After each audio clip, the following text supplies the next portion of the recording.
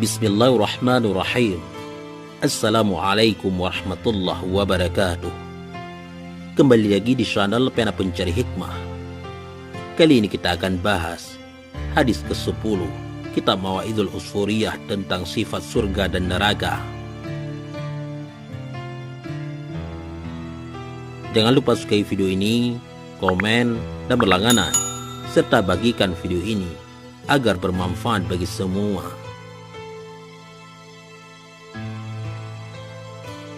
Dari sahabat Kulayb bin Hazim radhiyallahu an berkata, aku mendengar Rasulullah sallallahu alaihi wasallam bersabda, ya qaumit ulubul jannata bijuhdikum wahribu minan nari bijuhdikum fa innal jannata la yanamu talibuha wa innan nara la yanamu haribuha wa innal jannata mahfufatum bil makarih wa innan nara mahfufatum bil ladzati wasyahawati fala tulhiyannakum anil akhirah. Wahai kaumku, carilah surga dengan upaya keras kalian, larilah dari neraka dengan upaya keras kalian, karena sesungguhnya surga tidak akan tidur orang yang mencarinya, dan sesungguhnya neraka tidaklah tidur orang yang lari darinya. Sesungguhnya surga diliputi dengan perkara-perkara yang dibenci, dan sesungguhnya neraka diliputi dengan kesenangan dan syahwat. Maka sungguh jangan sampai kesenangan dan syahwat itu melalaikan kalian dari akhirat.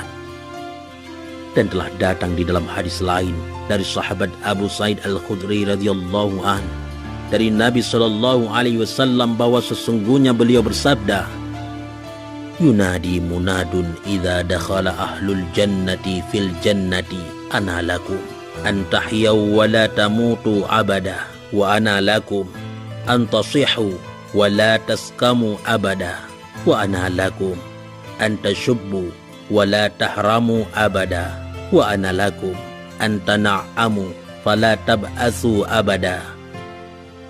Menyerulah zat yang maha menyeru tatkala penghuni surga masuk ke dalam surga. Telah datang masanya bagi kalian untuk hidup dan tidak mati selamanya. Telah datang masanya bagi kalian untuk sehat dan tidak akan sakit selamanya. Telah datang bagi kalian untuk menjadi muda dan tidak akan pikun atau tua selamanya.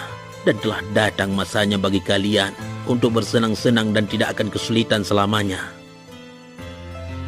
Demikian itu adalah firman Allah yang maha luhur. Wa nudu antilkumul jannatu awristumuha bima kuntum ta'malun.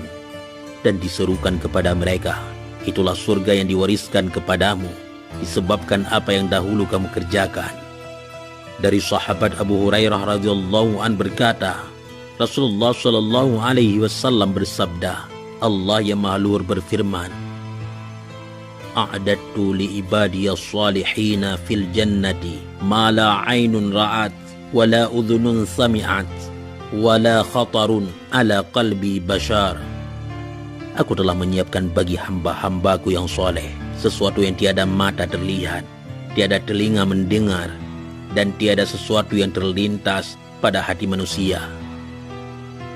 Firman Allah yang maha luhur, wa dhillim mamdud wa ma'im maskub wa fakihatin katsirah la maqtu'atin wa la mamnu'ah wa furushim marfu'ah inna ansha'nahunna insya'a.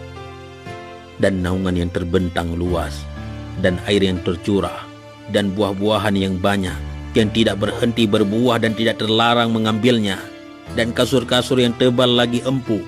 Sesungguhnya kami menciptakan mereka atau bidadari-bidadari dengan langsung. Diriwayatkan dari sahabat Mughirah bin Syu'bah radhiyallahu an, sesungguhnya Nabi sallallahu alaihi wasallam bersabda, Nabi Musa bermunajah kepada Tuhannya. Ia berkata, wahai Tuhanku, kabarkanlah aku tentang orang terakhir yang masuk surga. Berapa yang dimilikinya dari surga? Allah yang maha luhur berkata, wahai Nabi Musa, tidaklah tetap seorang muslim di dalam neraka kecuali hanya satu orang. Aku mengeluarkannya sebab rahmatku. Ia berdiri di depan pintu surga, lalu aku berkata padanya, masuklah ke surga. Ia pun menjawab, bagaimana aku bisa masuk ke surga? Orang-orang telah mengambil tempat dan derajat mereka, lalu tidaklah tersisa sesuatu bagiku dan tidak pula tempat. Lalu aku berkata, wahai hambaku, apakah kamu ridha dengan tempat di surga kira-kira satu kerajaan seluas 2 kerajaan di dunia? Ia pun berkata, aku telah ridha. Lalu aku berkata padanya, masuklah ke surga dan bagimu berkali lipat dari tempat kerajaan itu. Lalu Allah memberinya kira-kira satu kerajaan seluas 4 kerajaan di dunia. Musannif atau penyusun kitab, semoga rahmat Allah terlimpah kepadanya, beliau berkata, tempat itu seluas Khurasan, Irak, Yaman, dan Syam. Musannif juga berkata, sifat surga lebih banyak daripada apa yang dihitung, tetapi harus juga dijelaskan mengenai neraka di sampingnya. Catatan, maksud dari ungkapan musannif ini bahwa penjelasan surga tentang sifat-sifat sudah banyak, maka tidak ada salahnya juga untuk menjelaskan tentang neraka sebagaimana penjelasan sesudahnya nanti. Sahabat Anas bin Malik radhiyallahu anhu berkata, ketika turunnya ayat ini, wa inna jahannama lamau'iduhum ajma'in, dan sesungguhnya Jahannam itu benar-benar tempat yang telah diancamkan kepada mereka atau pengikut-pengikut syaitan semuanya. Rasulullah Shallallahu Alaihi Wasallam menangis dengan tangisan yang keras dan menangislah para sahabat karena tangis beliau. Mereka tidak tahu apa yang telah diturunkan oleh malaikat Jibril alaihissalam, dan tidak ada seorang pun yang kuasa untuk bertanya pada beliau. Biasanya ketika Rasulullah Shallallahu Alaihi Wasallam melihat Siti Fatimah radhiyallahu an, maka beliau bergembira karenanya. Lalu pergilah sahabat Abdurrahman bin Auf ke rumah Siti Fatimah. Dalam riwayat lain yang pergi sahabat Umar bin Khattab radhiyallahu an, sahabat Abdurrahman bin Auf berkata, Assalamu alaiki, semoga kesejahteraan terlimpah kepadamu wahai putri Rasulullah. Siti Fatimah menjawab, Waalaikumsalam, semoga terlimpahkan kepadamu juga. Lalu Siti Fatimah bertanya, siapa kamu? Sahabat Abdurrahman bin Auf menjawab, aku adalah Abdurrahman bin Auf. Siti Fatimah bertanya, wahai putra Auf, apa yang membuatmu datang? Sahabat Abdurrahman bin Auf menjawab, aku telah meninggalkan Rasulullah Shallallahu Alaihi Wasallam dalam keadaan menangis lagi bersedih, dan aku tidak tahu apa yang telah diturunkan malaikat Jibril alaihissalam. Siti Fatimah pun menjawab, menyingkirlah dari hadapanku, tinggalkan aku, sehingga aku mengenakan pakaianku, dan aku akan pergi menuju Nabi Shallallahu Alaihi Wasallam. Barangkali beliau akan mengabarkan kepadaku atas apa yang telah diturunkan malaikat Jibril.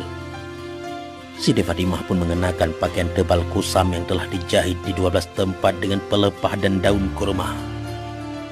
Ketika Siti Fatimah telah keluar, maka sahabat Umar bin Khattab radhiyallahu an melihatnya lalu meletakkan tangannya ke atas kepalanya dan menyeru, aduh, betapa sedihnya aku karena sedih putri Nabi Muhammad sallallahu alaihi wasallam, karena sesungguhnya putri Kaisar dan Kisra mengenakan sutra dan sundus atau sutra halus, sedangkan putri Rasulullah Shallallahu Alaihi Wasallam mengenakan pakaian tebal dari bulu yang telah dijahit di 12 tempat dengan daun pelepah kurma.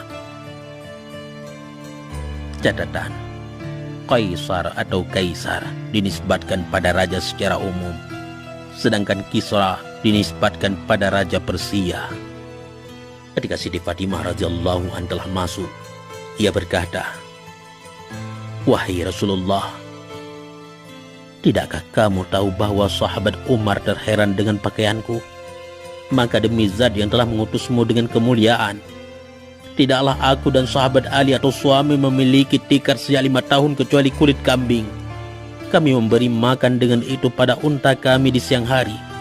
Lalu tatkala malam hari, kami menjadikannya tikar, dan sesungguhnya bantal kami dari kulit yang isinya adalah pelepah kurma. Nabi Shallallahu Alaihi Wasallam berkata, wahai sahabat Umar, tinggalkan putriku, barangkali ia akan ada di dalam kuda yang cepat larinya. Siti Fatimah radhiyallahu anha bertanya, diriku menjadi tebusanmu, apa yang membuatmu menangis? Nabi Shallallahu Alaihi Wasallam menjawab, bagaimana aku tidak menangis, sedangkan malaikat Jibril telah menurunkan ayat ini. Wa inna jahannama law mau'iduhum ajma'in. Dan sesungguhnya Jahannam itu benar-benar tempat yang telah diancamkan kepada mereka atau pengikut-pengikut syaitan semuanya. Siti Fatimah bertanya, wahai Rasulullah, kabarkan padaku tentang pintu neraka Jahannam. Nabi Shallallahu Alaihi Wasallam menjawab, wahai Fatimah, sesungguhnya pintu paling ringan neraka Jahannam adalah 70.000 gunung api. Di setiap gunung terdapat 70.000 lembah api. Di setiap lembah terdapat 70 juta cabang api. Di setiap cabang terdapat 1 juta kota. Di setiap kota terdapat 70 juta istana api atau bangunan besar dari api. Di setiap istana terdapat 1 juta desa api. Di setiap desa terdapat 70 juta rumah api. Di setiap rumah terdapat 70 juta kotak. Di setiap kota terdapat 70 juta macam siksa, dan di dalamnya tidak ada siksa yang menyamai pemiliknya. Perawi yang meriwayatkan hadis berkata, jatuhlah Siti Fatimah radhiyallahu anha di atas wajahnya, menundukkan wajah dan kepala, sedangkan ia berkata, celaka bagi orang yang memasuki neraka. Sahabat Umar bin Khattab radhiyallahu an pun mendengar dan berkata, andai aku adalah seekor kambing milik keluargaku, lalu mereka menyembelihku, memakan dagingku, memotong-motong anggota tubuhku, merobek-robek atau meremukkan tulangku, dan aku tidak pernah mendengar penjelasan neraka Jahannam. Sahabat Abu Bakar As-Siddiq pun datang sedangkan ia berkata, andai aku adalah burung di hutan, aku memakan buah-buahan, aku meminum air sungai-sungai, aku hinggap di dahan-dahan pepohonan, tiada hisab dan siksa bagiku, dan aku tidak akan pernah mendengar penjelasan neraka Jahannam. Kemudian sahabat Ali bin Abi Thalib, semoga Allah memuliakan beliau, beliau keluar sedangkan ia berkata, andai ibuku tidak melahirkanku, andai aku mati di waktu kecil, andai aku adalah rumput yang dimakan hewan ternak, andai hewan buas merobek dagingku, dan aku tidak akan pernah mendengar penjelasan neraka Jahannam. Kemudian sahabat Salman Al-Farisi radhiyallahu an keluar ke arah pemakaman Baqi Al-Gharqad. Ia meletakkan tangannya di atas kepalanya dan ia menyeru dengan suara yang keras, aduh, betapa jauhnya perjalananku dan betapa sedikitnya bekalku di dalam perjalanan kiamat. Kemudian sahabat Salman Al-Farisi bertemu dengan sahabat Bilal bin Rabah radhiyallahu an. Lalu bertanyalah sahabat Bilal bin Rabah, apa yang membuatku melihatmu dalam keadaan menangis dan bersedih, wahai hamba Allah? Sahabat Salman Al-Farisi menjawab, celakalah bagiku dan bagimu, wahai sahabat Bilal, jika tempat kembali kita setelah mengenakan pakaian katun dan pakaian linen, kita akan mengenakan potongan-potongan api. Sahabat Salman Al-Farisi berkata, celaka bagiku dan bagimu, wahai sahabat Bilal, jika tempat kembali kita setelah memeluk istri kita akan dibarengkan bersama syaitan di dalam belenggu.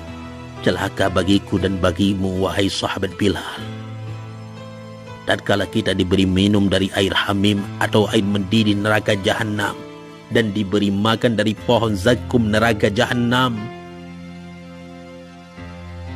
Dikisahkan dari Mansur bin Ammar berkata, aku pernah turun atau berjalan-jalan di sebuah jalan kecil dari jalan-jalan kecil kota Kufah di dalam waktu haji, yang mana aku menunaikannya. Aku lewat di dalam malam yang gelap karena sebuah hajat atau keperluan bagiku. Tiba-tiba aku melewati sebuah rumah dari rumah-rumah kota Kufah. Aku pun mendengar seorang yang berdoa di tengah malam. Ia berkata, wahai Tuhanku, dengan kemuliaan dan keagunganmu, tidaklah aku menginginkan pertentangan denganmu atas maksiatku, dan tidaklah aku seorang yang bodoh ketika bermaksiat padamu. Tetapi kesalahan atau dosa telah menampakkan padaku, tutupmu yang dilepaskan padaku telah menipuku, dan celakaku telah menolongku untuk melakukan maksiat. lalu aku menerobos dalam kemaksiatan karena kebodohanku. Maka saat ini aku berharap karunia-Mu, kemurahan-Mu agar Engkau mau menerima alasanku. Jika Engkau tidak mau menerima alasanku, maka betapa panjangnya kesedihanku di dalam siksa jika Engkau tidak mengasihiku.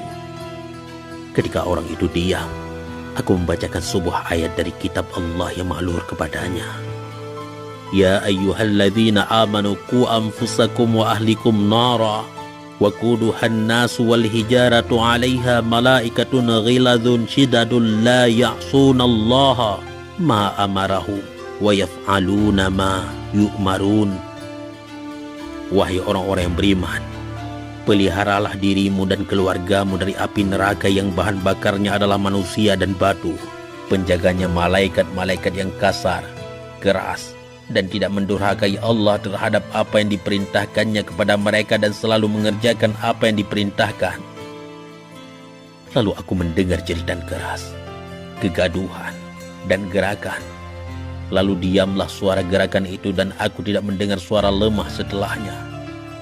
Aku pun menunaikan hajatku kemudian kembali ke tempatku. Ketika telah tiba waktu pagiku, aku kembali ke tempat masukku atau tempat kejadian semalam. Tiba-tiba aku mendengar suara tangisan dan aku melihat orang-orang bertakziah, sebagian dari mereka ke sebagian lainnya. Tiba-tiba ada seorang ibu tua yang sedang menangis. Ternyata ia adalah ibu si mayit. Dan ia berkata, semoga Allah tidak membalas pembunuh anakku dengan kebaikan. Ia telah membacakan sebuah ayat kepada anakku yang di dalamnya menerangkan siksa, sedangkan anakku sedang berdiri melakukan sholat. Ketika anakku mendengar ayat itu, maka ayat itu adalah sesuatu yang besar baginya. Lalu ia tersungkur dalam keadaan meninggal dunia. Mansur bin Ammar berkata, lalu aku melihatnya orang yang meninggal itu di dalam mimpi pada malam itu. Aku bertanya padanya, apa yang telah Allah perbuat padamu? Ia menjawab, Allah memperlakukanku seperti memperlakukan orang-orang mati syahid di perang Badar. Aku bertanya, bagaimana bisa?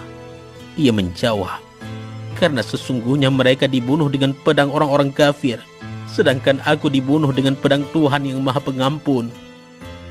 Wallahu a'lam bishawab. Mudah-mudahan ini semua bermanfaat. Assalamualaikum warahmatullahi wabarakatuh.